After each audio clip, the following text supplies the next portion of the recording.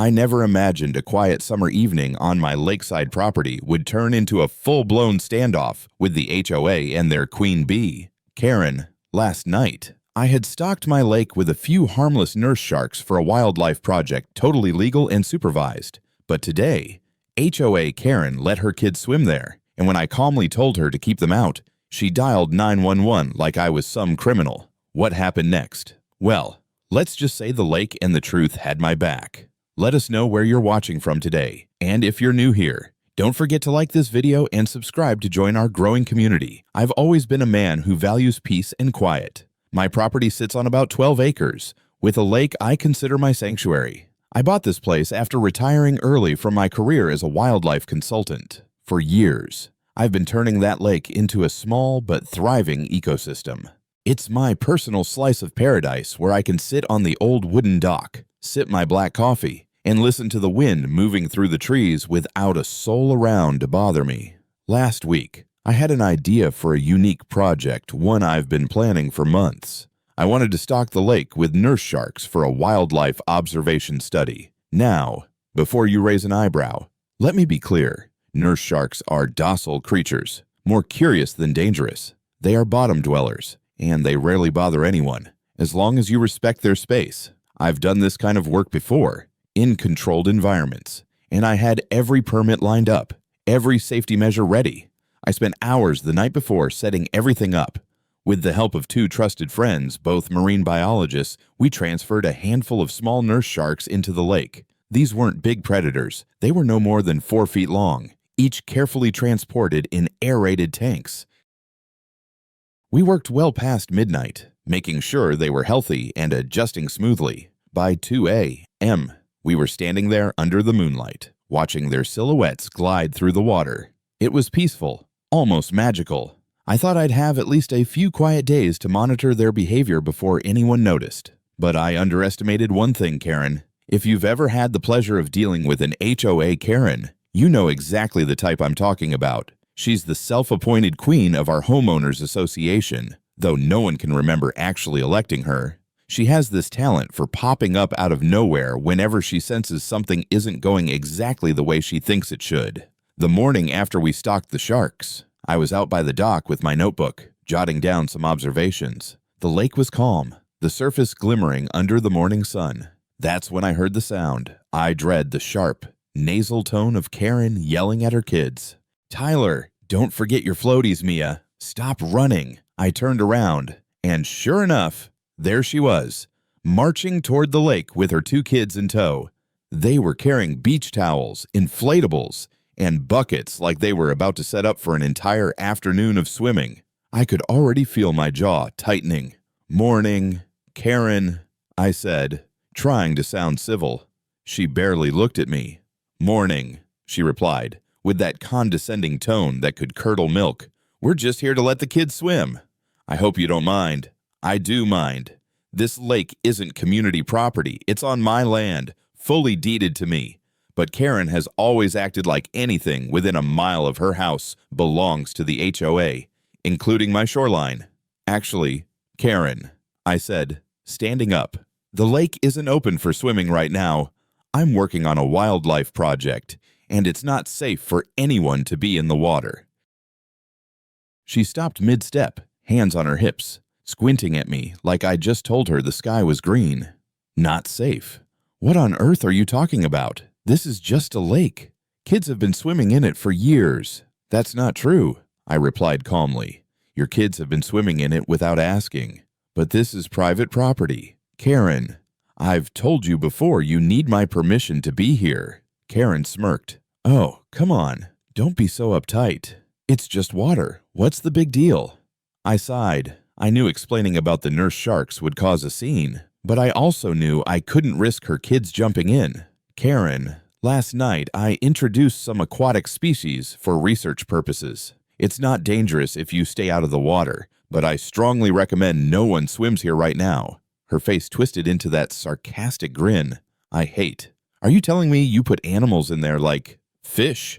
You're acting like this is some high-security lab or something. You don't know nature. You know." I clenched my notebook. I could feel my patience thinning. "Karen," I said, looking her square in the eye, I do own this lake. And if you step foot in there without my permission, you're trespassing. I don't want anyone swimming here until I finish my work." "Understood." She crossed her arms, glaring at me like a teenager told to do her homework. "We'll see about that," she muttered. I knew this wasn't the end of it. Not with Karen. The thing about Karen is that she thrives on confrontation. Most folks in our neighborhood have learned to nod, smile, and let her run her mouth just to avoid the headache. But I'm not most folks. I worked too hard for this land, paid every penny from my own pocket, and I'm not about to let anyone treat it like a public pool. Later that afternoon, I was fixing a loose plank on the dock when I heard the unmistakable sound of car doors slamming. I turned around and nearly dropped my hammer. Karen was back, and this time she brought her reinforcements. 3 SUVs were parked along the gravel road leading to my property. Out stepped Karen, her 2 kids, and 2 other women I recognized from the HOA meetings, each with their own children. They were armed with coolers, lawn chairs, and enough beach gear to set up a summer camp. I muttered under my breath, "You've got to be kidding me." Karen strutted down the path like she owned the place, sunglasses perched on her head, phone in one hand, water bottle in the other. Her kids were already kicking off their shoes, running toward the water. "Karen, I thought I was clear this morning," I called out, setting down my hammer and walking toward them. She didn't even slow down. "Oh, we heard you," she said with a fake smile. "But we're not here to cause trouble. We're just here for a quick swim. It's 95 degrees today. For crying out loud. The kids need to cool off." "Not happening," I said firmly. "The lake is off limits. I don't care how hot it is, you need to leave." One of the other women, a tall brunette named Susan, chimed in. "Come on, Luke, don't be that guy. It's just water. We've always thought this lake was part of the community. Nobody's ever made a fuss before." I pointed toward the big oak tree where my property line sign stood clear as day. "This lake is on my property. Susan, always has been. There's nothing community about it. And right now, it's not safe for swimming." Karen smirked and muttered loud enough for everyone to hear. "Safe for swimming? What? Did you put piranhas in there or something?" I took a deep breath. "No. But I did introduce some aquatic wildlife for a research project. It's temporary, but I don't want anyone in the water while I'm monitoring it." That set Karen off. She turned to her little audience like she was leading a protest. "See, this is exactly what I was talking about at the last HOA meeting. Luke thinks he can just do whatever he wants with our lake. It's ridiculous."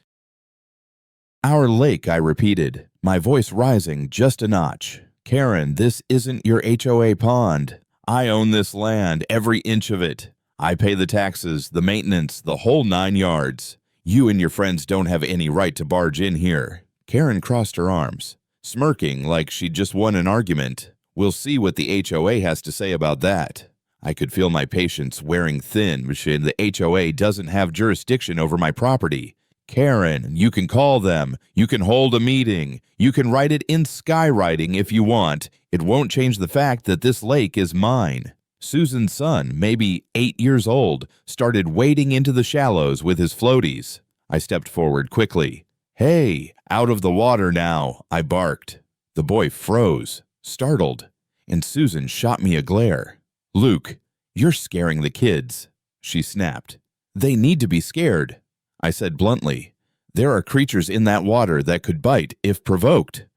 "I'm not going to have anyone hurt because you don't listen." Karen raised an eyebrow. "Oh, so now it's dangerous. That's all I need to hear.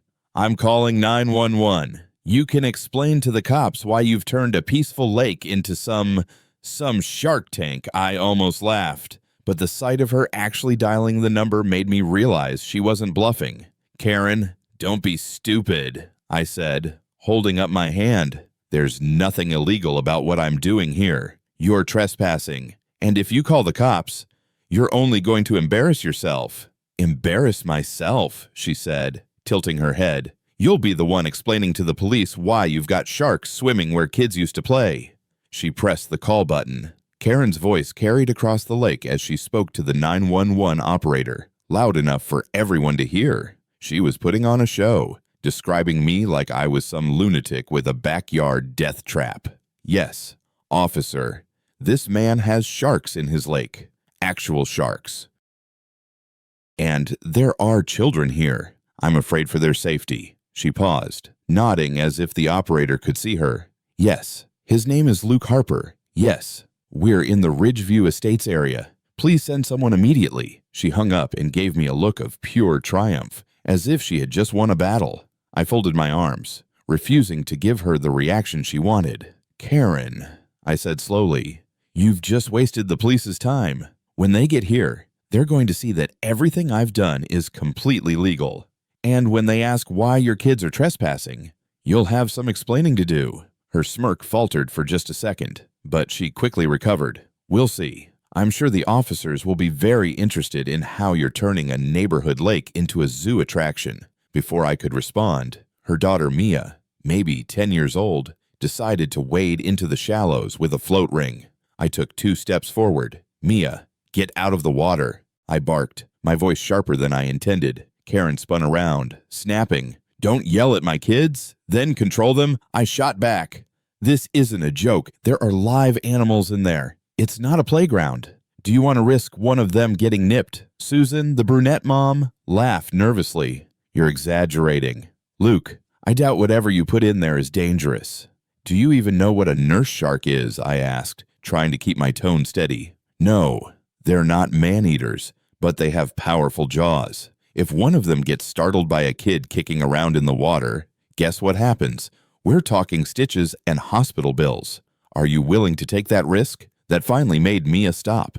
She looked at her mom, eyes wide, and climbed back onto the grass. Karen muttered something under her breath, but she didn't push her kids back into the water. I exhaled, trying to rein in my frustration. "Look, Karen, I've been more than patient with you. I've told you before, this lake is not public property. You don't get to just stroll in here whenever you feel like it." She tilted her head like she was the victim. "You're overreacting. Luke, it's just a lake. You can't keep kids away from water when it's 100 degrees out." "Yes, I can," I said flatly, "and I will." At that moment, I heard the distant sound of sirens. Karen's face lit up like Christmas morning. "Ah, there they are. Let's see what the law has to say about this." A few minutes later, a patrol car rolled up, dust kicking up from my gravel driveway. 2 officers stepped out, one younger and one older, both looking like they'd been called out for the dumbest complaint of the day. The older officer approached, hand resting on his belt. "Afternoon, folks. We got a call about some, sharks." Karen pounced. "Yes, officer. This man put sharks in the lake where our kids swim. It's outrageous. We're just trying to use the lake like we always have. And now it's unsafe." The officer raised an eyebrow and looked at me. "Sir, can you explain what's going on here?" I handed him the folder I'd prepared weeks ago. "Permits, documentation, the works." "Officer, my name's Luke Harper. I own this property, including the lake. I'm a retired wildlife consultant, and I'm running a fully permitted study with nurse sharks. They're harmless as long as you don't bother them. I've got everything here in writing." The younger cop flipped through the documents, nodding. "Everything seems in order here," he murmured to his partner. Karen's face went pale. "What? You can't be serious. Sharks in our lake." The officer turned to her.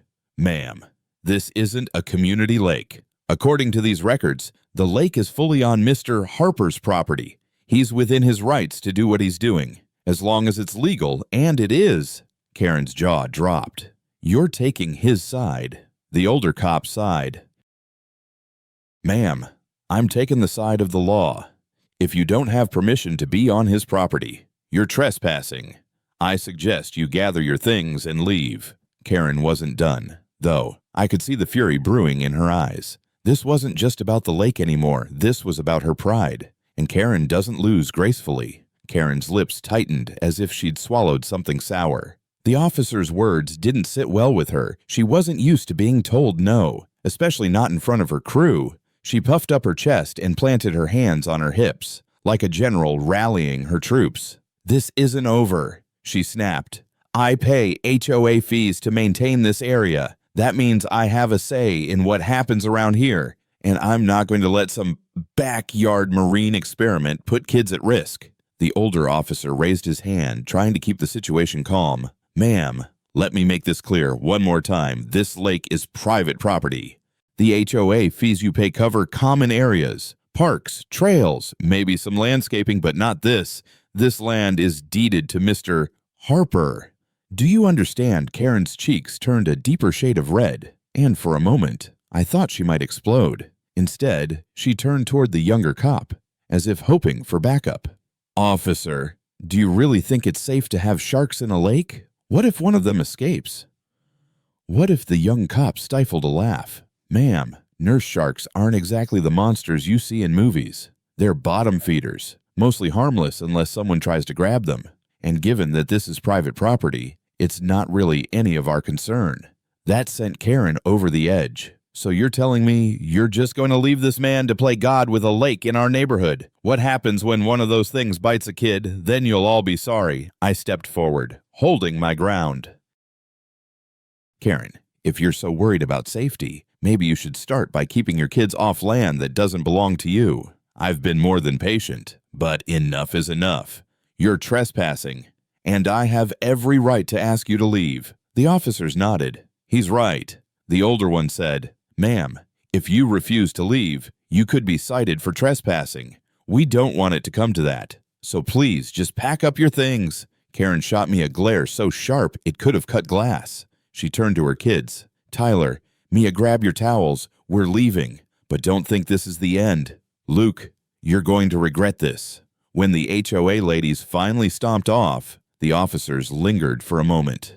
"Sorry about the trouble," the younger cop said with a grin. "We get calls like this more often than you'd think. Some folks just like to stir the pot." "Tell me about it," I muttered. "Looks like you're all squared away," the older officer added. "But if they come back and cause issues, give us a call." "You're well within your rights." I thanked them, and as they pulled out of my driveway, I couldn't help but feel a mix of relief and dread. Relief that the law was on my side, but dread because I knew Karen wouldn't let this go. Sure enough, by the time evening rolled around, I spotted Karen's SUV idling at the end of the street. She wasn't on my property, but she was close enough to keep an eye on me. Every so often, I'd see her on the phone, gesturing angrily. I decided to head down to the dock to check on the nurse sharks. The water was calm, golden with the setting sun. I leaned down, watching the faint ripples as the sharks moved lazily below the surface. They were doing great calm, healthy, and completely uninterested in anything but the lake bottom. As I stood there, I heard footsteps crunching on the gravel path. I turned and saw Karen marching toward me again. Her face was set like stone, her phone still clutched in her hand. "Luke," she said, her tone icy. "I just got off the phone with the HOA board. They agree this is unacceptable. We'll be filing a formal complaint against you." I chuckled. "Good luck with that. The HOA has no jurisdiction over my land, and you know it." She took a step closer. "Don't be so sure. I'll have the entire neighborhood on my side. You think people are going to feel safe living next to a guy who dumps sharks in a lake? Will make your life miserable until you get rid of them." I looked her straight in the eye. "Karen, you've already tried calling the cops, and it blew up in your face. Do you really want to go down this road?" She smirked. "Oh, you haven't seen anything yet. I'm just getting started." That night, I sat on my porch with a glass of bourbon, watching the moon rise over the lake. I knew Karen well enough to know she wouldn't back down. She'd rally the HOA, spread rumors, do whatever it took to try and force me out or embarrass me. But I also knew one thing: I wasn't going to let her win.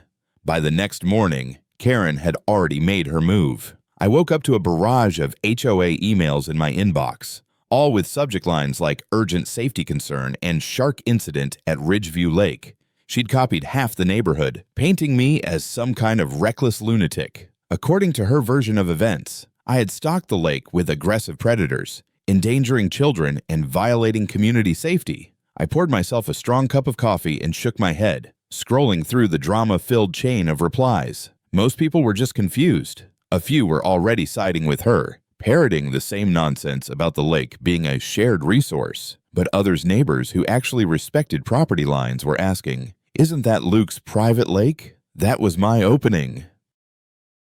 I typed out a calm but firm response. attaching scanned copies of my land deed, permits, and a brief explanation of my wildlife project. I made sure to emphasize that nurse sharks were harmless bottom feeders and that all activity was approved by the county. I ended the email with one line: "The safety of my neighbors is always a priority, but so is my right to manage my own property without harassment. Please do not trespass on my land or spread false information." Within an hour, my phone started buzzing. Some neighbors called to apologize for the confusion. Others were just curious. "You really have sharks out there?" one guy asked. Half joking, I explained the project to anyone willing to listen. Most folks were actually fascinated once they understood it wasn't some wild stunt. But not Karen. She fired back another email, calling me irresponsible and demanding an emergency HOA meeting. She even hinted that the board might take legal action against me. That's when I decided it was time to take the gloves off.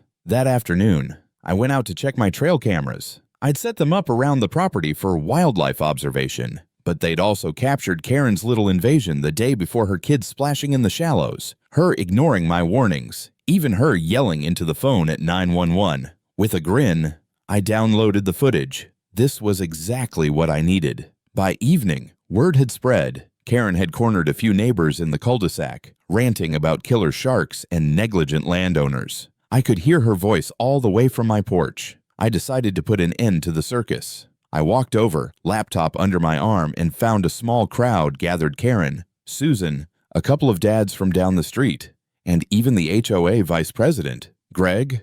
Well, Karen said as I approached. "Come to defend your Shark Tank, no," I said calmly. "Just here to show the truth." I opened the laptop and played the trail cam footage. The group fell silent as the video rolled Karen striding onto my land without permission, her kids running into the water, me calmly telling her to stop. Then the part where she scoffed at my warnings and called 911. When the clip ended, I looked around. This is what really happened. I didn't invite anyone here. I didn't endanger anyone. In fact, I tried to keep everyone safe. What you're hearing from Karen is a twisted version of the truth. Greg crossed his arms, clearly irritated. "Karen, is this accurate?" Karen's face turned a blotchy red. He's just making it look worse than it was. "We have the right to use that lake." "No, you don't," I interrupted. "This lake has never been HOA property. It's on my deed, and I have the tax records to prove it. If you don't believe me, I'll print them out for you right now." Susan looked uncomfortable. "Karen, and maybe we should just let it go. I mean, if it's his property." Karen's jaw clenched, but she didn't have a comeback. For once, she was speechless. That night, I received a short, terse email from the HOA Vice President Luke. "We reviewed the property lines and your permits. You're fully within your rights. The HOA will not pursue any action. Sorry for the misunderstanding." I leaned back in my chair, smiling. I'd won the first round, but I knew Karen wasn't done, not yet.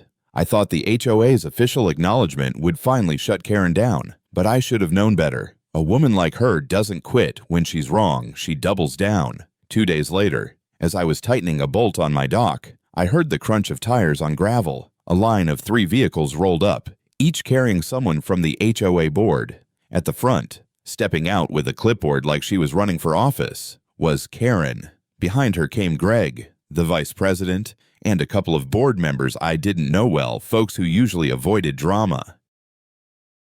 They looked uneasy, which told me Karen had dragged them into this emergency inspection against their better judgment. "Luke," Greg said as he approached, "we need to talk about the lake." I crossed my arms. "What about it? I thought this was settled." Karen butted in. "It's not settled. Just because you have permits doesn't mean you can endanger our community. We have concerns, and we're here to evaluate what you've done." "Evaluate," I repeated, raising an eyebrow. "Karen, this isn't your playground. You don't get to waltz onto my land and evaluate anything." Greg held up a hand.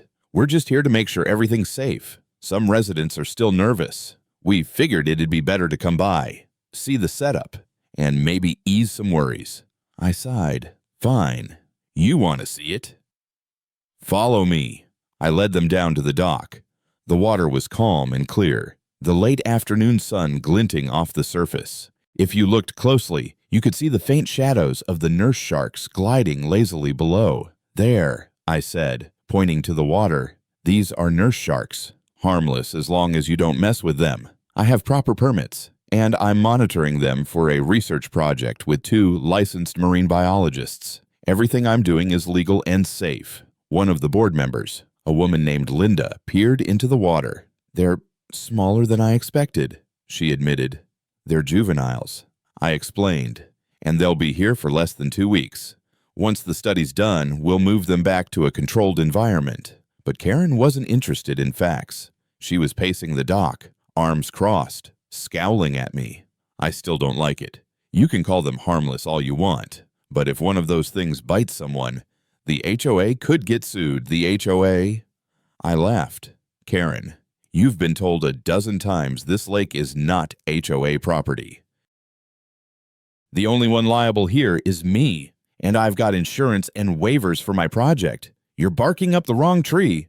She glared at me. "We'll see about that. I've already talked to our HOA attorney." "Good," I interrupted. "Then maybe he explained to you that you have zero authority here." Greg sighed, clearly tired of being caught in the middle. "Karen, Luke's right. The HOA's legal counsel reviewed everything. We don't have jurisdiction over his property. We're wasting our time arguing about this." Karen turned on him like a cornered cat. "You're supposed to be protecting this neighborhood. What happens when one of these things attacks a pet or a child?" I decided it was time to hit her with reality. I pulled out my phone and showed them the trail cam video again, this time focusing on Karen's kids trespassing and splashing around while she ignored my warnings. "You see that?" I said. "The only reason there's any risk is because you keep barging in here like this is your personal water park. I've put up signs. I've warned you. If you keep trespassing, I'll have no choice but to take legal action myself." The group went quiet. Linda, the other board member, shook her head. "Karen, I think we need to back off. This is getting out of hand." But Karen wasn't ready to back down. She gave me a cold smile. "Fine. Luke, you want to play hardball, you'll regret it. I'll make sure everyone in this neighborhood knows what kind of man you are." I stepped closer, my voice low and steady. "Go ahead, Karen. Tell them. Show them the video while you're at it. See how well that works out for you." As the board members filed back into their vehicles, I could see the tension on their faces. Greg lingered for a moment. "Luke," he said quietly, "I'm sorry about all this. Most of us don't agree with Karen, but she's persistent. Just hang in there." "Okay," I nodded. "Don't worry, Greg, I'm not going anywhere." That night, I caught Karen's kids trying to sneak back to the lake. I spotted them from my porch and yelled for them to leave.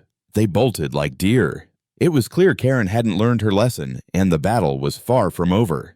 The next morning, I woke up to the sound of hammering. At first, I thought one of my neighbors was doing some repair, but when I walked outside, my blood pressure shot through the roof. Karen and a couple of HOA volunteers were putting up a massive, hand-painted sign right near my driveway. It read in bold, sloppy letters, "Warning, dangerous sharks. Do not enter." The sign was planted halfway on my property. That was the last straw. I grabbed my phone and took a few photos. "Karen," I shouted, walking toward her, "get that junk off my land right now." She turned, smiling like she'd just won an award. "Oh, this is for the community's safety. Luke, we don't want anyone getting hurt because of your exotic pets." "They're not pets. They're part of a research project," I said sharply. "And this sign is trespassing. You've crossed the line for the last time." Karen crossed her arms. "Go ahead, call the cops. Let's see how they feel about a lake filled with sharks." "Funny you should say that," I replied, holding up my phone, "because I've already got video of you trespassing, harassing me, and lying to the entire HOA. How about I share this with everyone, maybe the sheriff's department, too?" Her smile wavered, but she didn't back down. "Do whatever you want. Luke, everyone's on my side. Nobody wants sharks here." "Oh, really?" I said, raising an eyebrow. "Then you won't mind if I invite the neighbors over tonight to see what's really going on." That evening, I sent out a quick email to the neighborhood.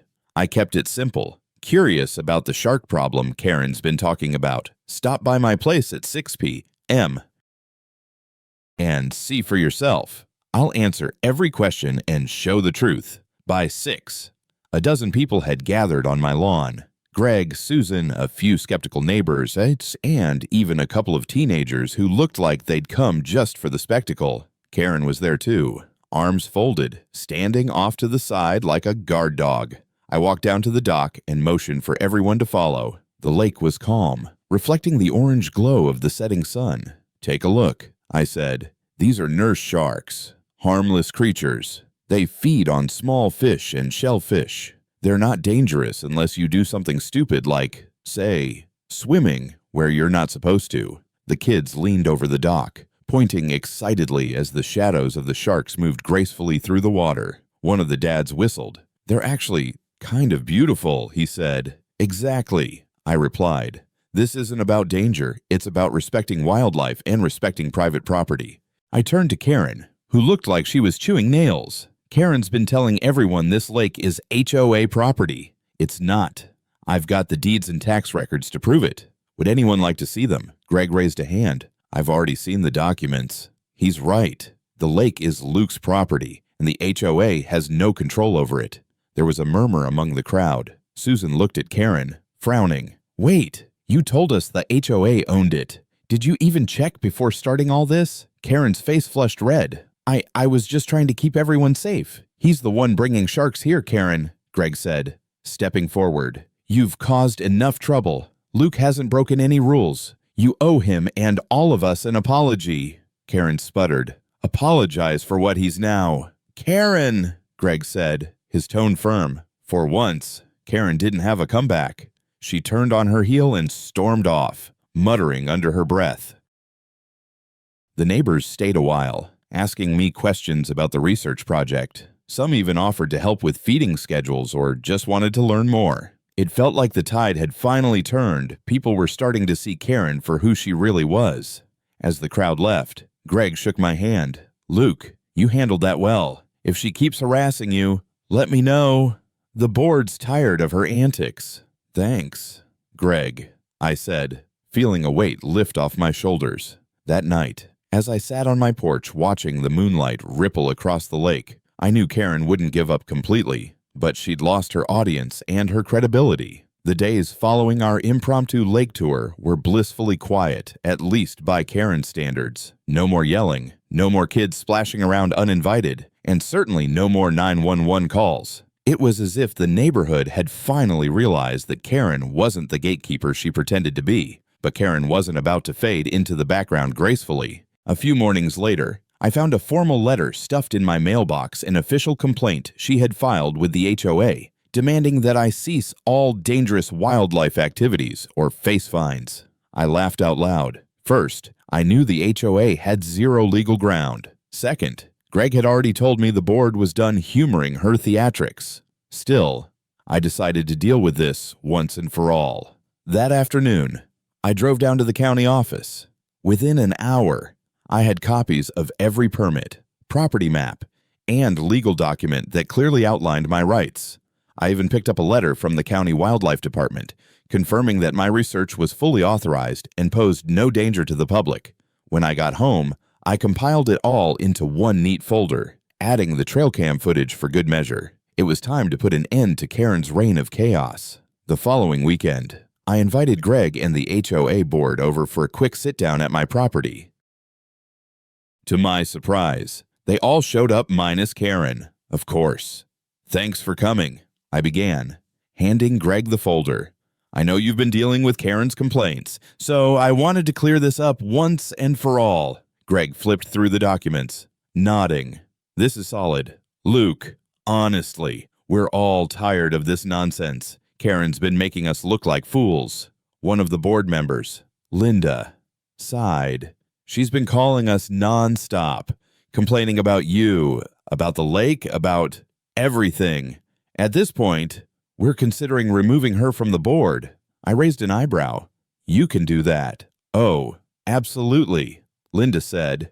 "We can call for a special vote if the majority agrees she's creating unnecessary conflict." A slow smile crept across my face. "Let me guess you already have the votes." Greg grinned. "We do now." A few days later, I heard the news from a neighbor. Karen had been voted off the HOA board after a heated meeting. that apparently ended with her storming out in tears.